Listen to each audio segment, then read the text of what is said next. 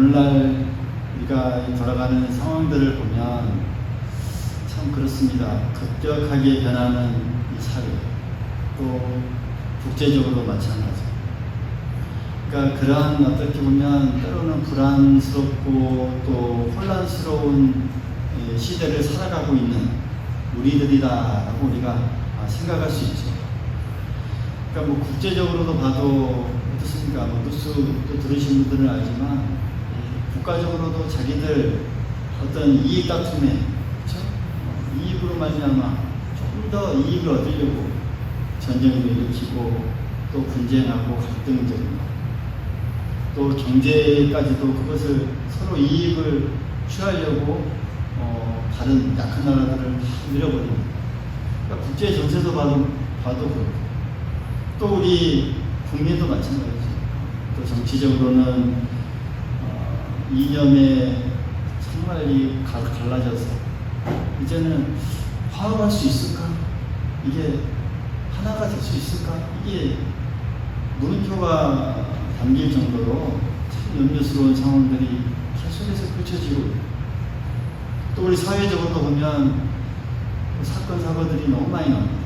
생명을 경시하는 그런 사건들도 많이 나오고, 또 우리가 경제적으로도 참 어려운 어떤 상황들을 많이 또 이어지게 되고, 그러니까 하루가 멀다 하고 이 불안과 혼란을 느끼며 살아가는 오늘날의 우리의 사회, 그러니까 이런 속에서, 이런 세상 속에서 하나님의 자녀인 우리가 어떻게 살아가야 할까? 어떻게 굳은 심지를 가지고 굳건하게 우리가 이렇게 흔들리지 않고 살아가야 할까? 참 중요합니다. 그러니까 어떻게 하는 것이 정말 신앙적인 일이고, 또 그러한 상황들을 우리가 바라보면서 어떻게 지혜롭게 대처하는 그 길이 무엇인가? 우리가 늘 기도하는 마음으로 바라봐야 되겠죠. 그러니까 무엇보다 중요한 것은 그거인 것 같습니다. 좌로나 우로나 치우치지 않는 우리의 삶. 할렐루야. 좌로나 우로나 치우치지 않는, 그러니까 흔들리지 않는 우리의 신앙의 모습, 참 중요하지 않는가.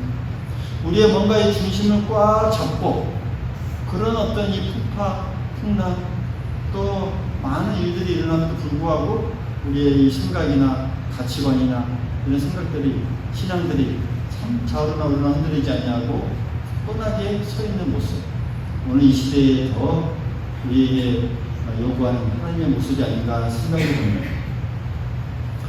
바다를 항해하는 그 배에는 평형수라는 게 다 있죠. 밑탱크, 큰 밑탱크가 배 밑에 든든하게 이렇게 중심을 잡아줍니다. 배의 좌우 균형을 잘 잡아주죠. 그래서 큰 배도 보면은 파도가 많이 치고 막 흔들거려도 절대 넘어지지 않습니다. 그러니까 이게 평형수가 잘 맞지 않는 경우에는 배가 한쪽으로 기울여 침몰하게 되죠. 그러니까 세월호도 침몰 원인 중에 하나도 아마 이 평형수에 문제가 있었다라고 우리가 그때 말하기도 했죠. 비행기도 마찬가지입니다. 따라다니는 비행기도 이 균형을 잘 잡아줘야 합니다. 그래서 화물칸에 화물이 들어오면 뭐 작지만 무거운 물건이, 또 크지만 또 가벼운 물건이 있습니다. 이게 잘 배치가 돼야 흔들리지 않는. 그래서 로드 마스터라는 또 직업이 있습니다. 하는 분야 이런 것 같은데 그런 게 있어요. 그래서 잘 균형 배치를 잘해서 맞춰서 적재를 해줍니다. 그러니까 우리가 살아가는 인생도 마찬가지입니다. 이 삶의 이 무게 중심을 잘 잡아줘야 합니다. 그러니까 이 세상을 살아가면서 이 무게 중심을 잘 잡지 못하면 온전하게 우리가 서 있지 못하고 또 흔들리고 넘어질 수밖에 없다라는 그런 사실이죠. 그러니까 우리 인생을 이렇게 잡아주는 뭔가가 필요하죠. 이 배의 중심을 잡아주는 이 평형수처럼 인생의 중심을 든든하게 지탱해 줄 수 있는 뭔가가 필요하죠. 그게 누구신가요? 하나님이십니다. 할렐루야. 하나님입니다. 우리 인생의 중심을 꽉 잡아주십니다. 삶의 균형을 잡아주고 흔들리거나 이동하지 않게 우리를 붙들어줄 뿐만 아니라 방향을 잃고 이리저리 기우뚱거리지 않게 삶의 중심을 잡아줄 수 있는 분은 하나님 한 분밖에 함께 얻는 줄 믿습니다.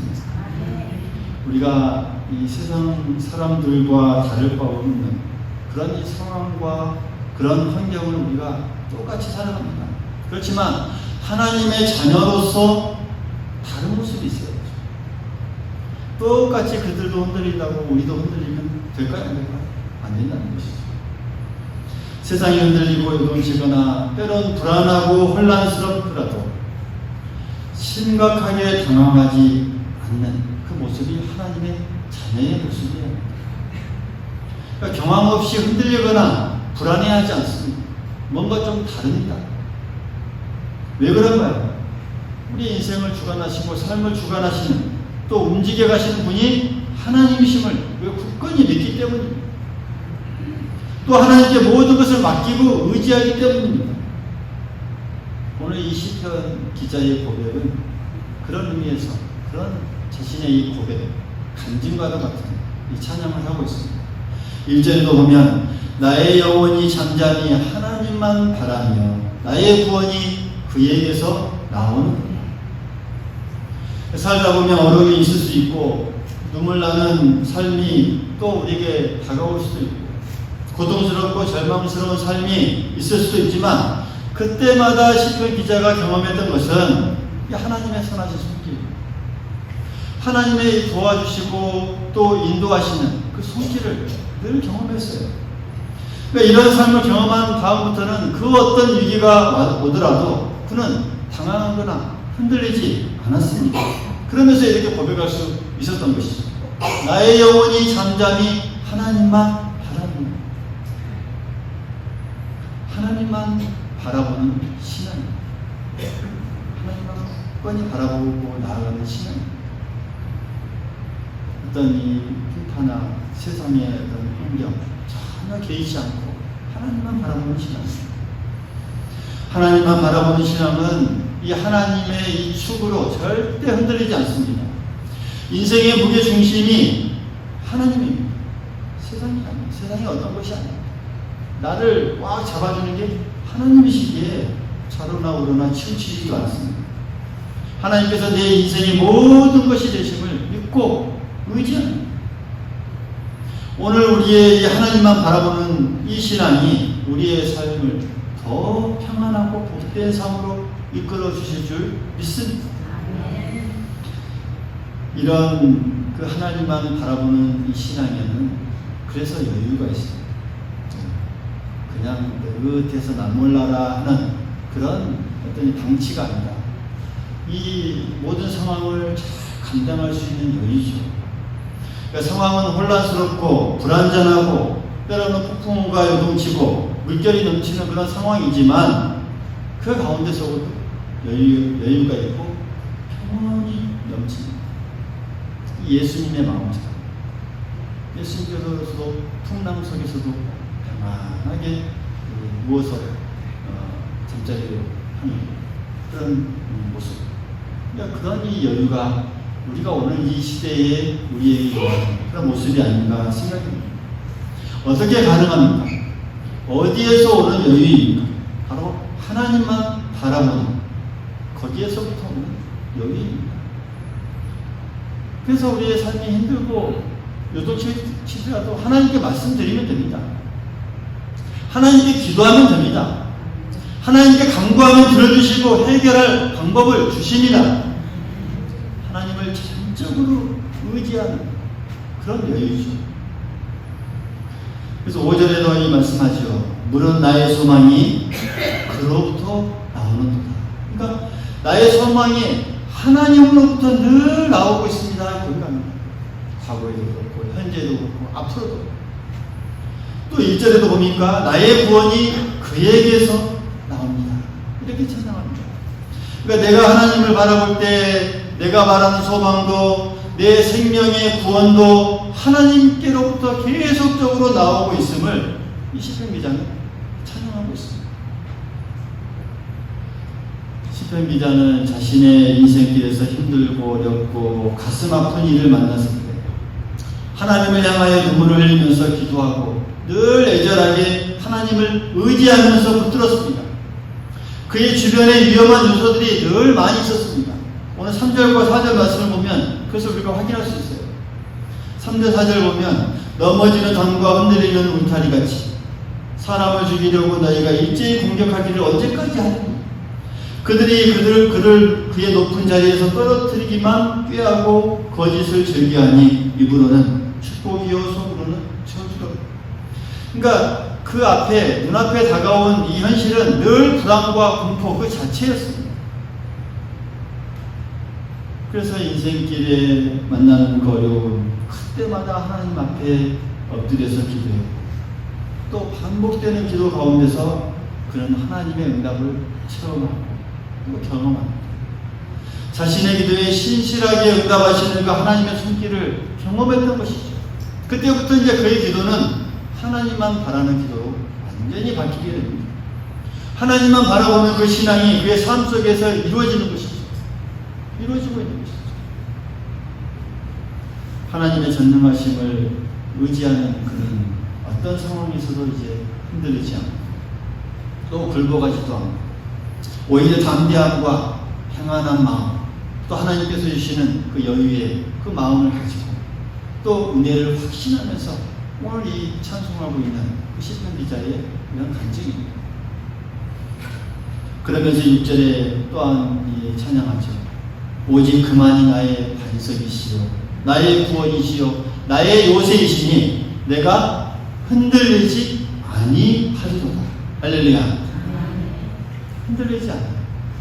삶 속에서 흔들리지 않아요. 누가 뭐래도 옆 사람이 이웃이 누가 뭐래도 흔들리지 않아요.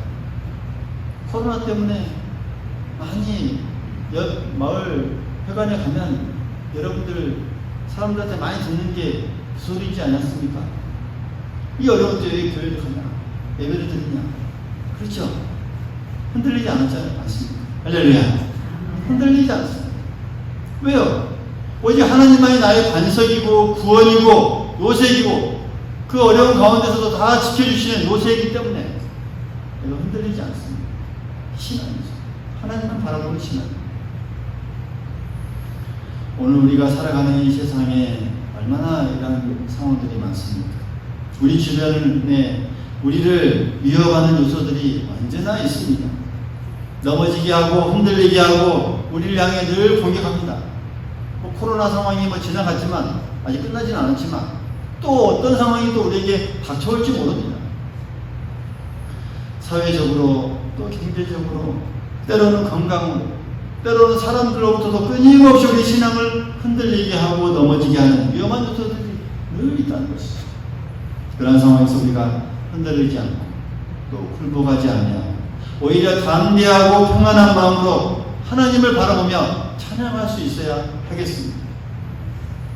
사랑하는 성도 여러분, 우리의 인생에 그 답답하고 힘든 순간에도 늘 우리의 이 신앙의 중심이 흔들리지 않기를 소망하겠습니다. 흔들리지 않기를 바랍니다. 하나님만 바라볼 수 있기를 바랍니다.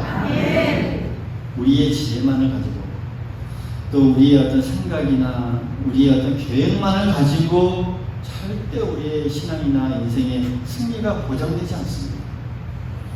하나님만 바라보면서 전능하신 그 하나님과 인자하심에 우리의 모든 인생을 다 맡길 수 있기를 간절히 소망하겠습니다. 하나님의 전능하심 정말 분명히 우리와 함께 하실 것이고 하나님의 그 신실하심으로 우리를 꼭 도와주실 것이며 그때부터 우리는 이렇게 고난과 어려움이 밀려와도 늘 하나님을 바라보는 그 믿음으로 늘 평안할 수 있다는 사실 우리가 믿음의 눈으로 바라보며 또 가슴속 깊이 새길 수 있기를 간절히 소망하겠습니다. 하나님만 바라보시길 바랍니다. 하나님 한 분으로 우리의 소망을 삼으시길 바라겠습니다. 하나님께서 우리의 이 모든 구원이 되심을 우리가 믿고 또 하나님만 바라보며 나아갈 때 우리가 이 힘든 세상을 믿음으로 이겨나가고 신앙으로 이겨나가고 하나님께 영광을 돌리십니다. 하나님의 자녀가 될 줄 믿습니다.